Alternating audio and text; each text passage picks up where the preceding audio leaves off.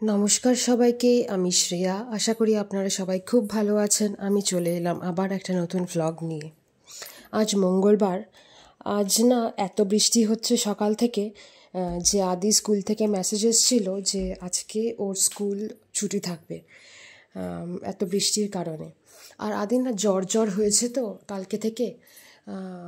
তো এমনিতেও ভাবছিলাম আজকে ওকে স্কুলে পাঠাবো না, তো ভালোই হয়েছে যে স্কুলটাও ছুটি পড়েছে। আজকে সকালের দিকেও জানেন, মানে ভোরবেলার দিকে ওর গাটা আবার গরম করেছিল, তার 6টা নাগাদ ও উঠে গেছে।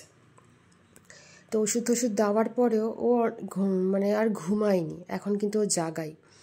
তো আগের দিন সেই ডিম, সবজি, আলু ঠালু সব জমেছিল, কিছু ধোয়া হয়নি, সেইগুলোই আজকে ভেবেছি ধুয়ে পরিষ্কার করব। আর আপনাদের সাথে একটা ছোট্ট জিনিস টপিক নিয়ে একটু আলোচনা করব। ভ্লগটা আজকে রান্নাঘরেই শুরু আর রান্নাঘরেই শেষ, খুব ছোট রেখেছি। কিন্তু আপনাদের সাথে একটা কথা আমার মনে হলো মানে আলোচনা করতে পারি আমি, তাই জন্য আর কি বলছি। জানেন, আমি আমার নিজেকে দিয়ে মানে এত বছর বয়স হয়েছে আমার, তাই দিয়ে আমি আমার এক্সপেরিয়েন্স যেইটুকু সঞ্চয় করেছি, খুবই সামান্য, কিন্তু সেইটাই আমি বলতে চাই।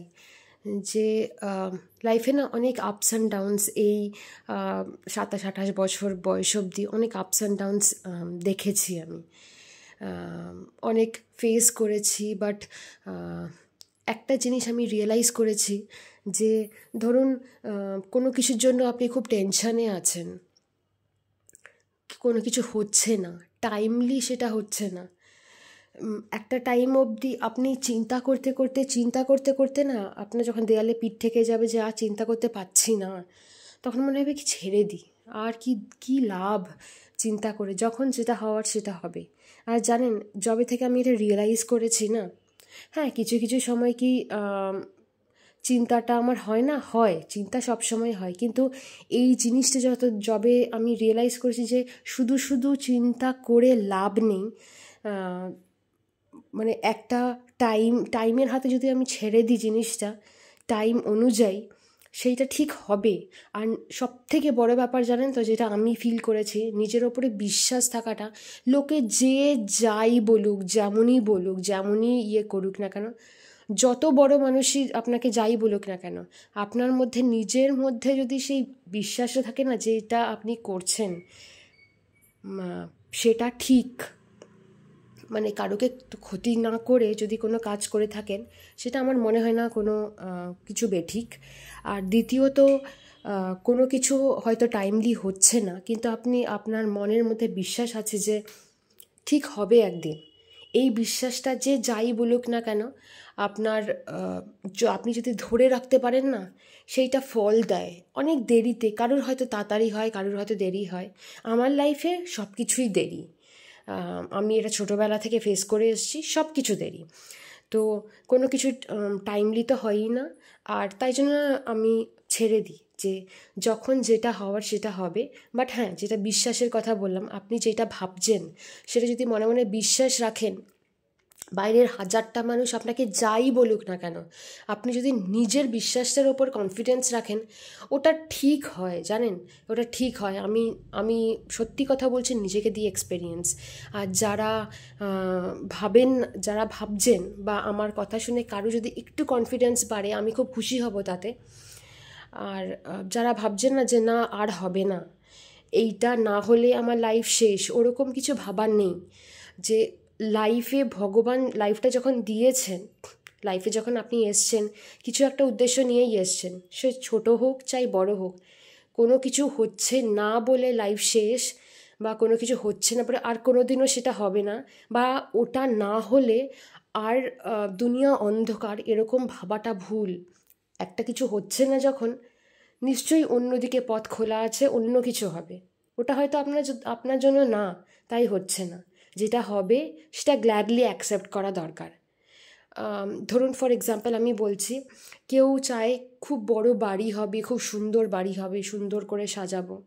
বাট যেই বাড়িটা আপনার কাছে আছে, সে ভাড়া বাড়ি হোক, নিজের বাড়ি হোক, যেমনই হোক, সেটাতে তো আপনি থাকছেন, মানে সেটার মধ্যেও তো প্রাণ রয়েছে আপনার, সেটা এতদিন ধরে আঁকড়ে রয়েছেন আপনি।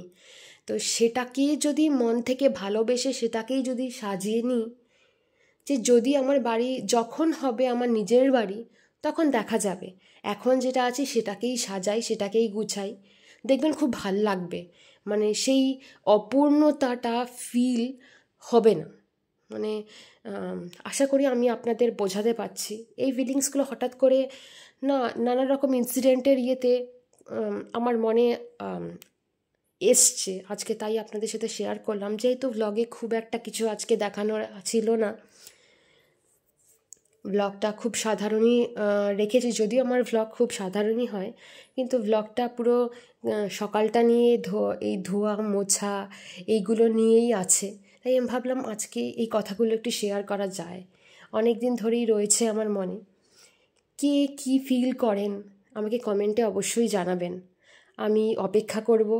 আর আশা করব যে আপনারা আমার সাথে আমার মানে আমি যেগুলো বলছি সেগুলো রিয়েলাইজ করতে পারছেন, বা সেগুলো ফিল করতে পারছেন, বা সেগুলো ভুল বুঝছেন না, মানে সেগুলো আমি বোঝাতে পারছি আপনাদের আর কি। মানে আমি এইটুকু মানে ফিল করি এখন, যে যেটা আছে সেটার মধ্যে যদি আনন্দ খুঁজে নেওয়া যায় না, অনেক শান্তিতে থাকা যায়।